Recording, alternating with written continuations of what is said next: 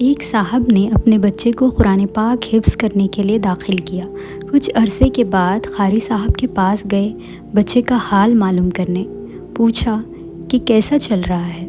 قاری نے کہا، جی عجیب بات ہے کہ 3 پارے تو اس نے بہت جلدی یاد کر لیے، اتنا جلدی کبھی کسی نے یاد نہیں کیے، لیکن 3 پارے کے بعد اس کی رفتار وہی ہے جیسے دوسرے بچوں کی۔ وہ خوش بھی ہوئے اور حیران بھی۔ گھر آ کر بیوی کو بتایا کہ بچہ پڑھ تو اچھا رہا ہے، 3 پاروں میں تو بہت تیز چلا ہے، اتنا کہ قاری صاحب بھی حیران ہیں کہ کبھی کوئی بچہ اتنا تیز نہیں چلا، لیکن 3 پاروں کے بعد یہ نارمل چل رہا ہے۔ تو وہ مسکرائی اور کہنے لگی کہ ہاں، مجھے وہ راز سمجھ میں آ گیا۔ اس نے پوچھا وہ کیا؟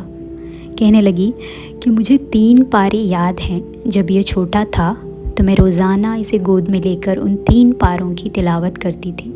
اللہ تعالیٰ نے قرآن کا نور اس بچے کے سینے میں ڈال دیا۔ ماں بچے کو گود میں لے کر قرآن پڑھتی تھی۔ اللہ تعالیٰ نے بچے کے لیے ان 3 پاروں کا یاد کرنا آسان بنا دیا۔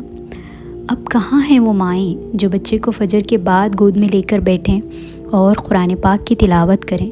حسرت ہی نہیں، تمنا ہی نہیں آج کی لڑکیوں میں۔ چاہت ہی ختم ہو گئی تو پھر بچوں پر کیا اثرات ہوں گے؟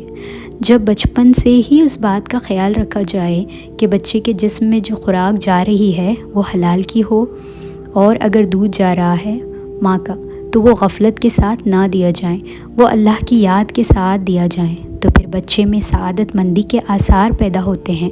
ہمارے اسلام میں جو عورتیں تھیں وہ تو بچے کو سلاتے ہوئے بھی اللہ اللہ کی لوری دیتی تھی۔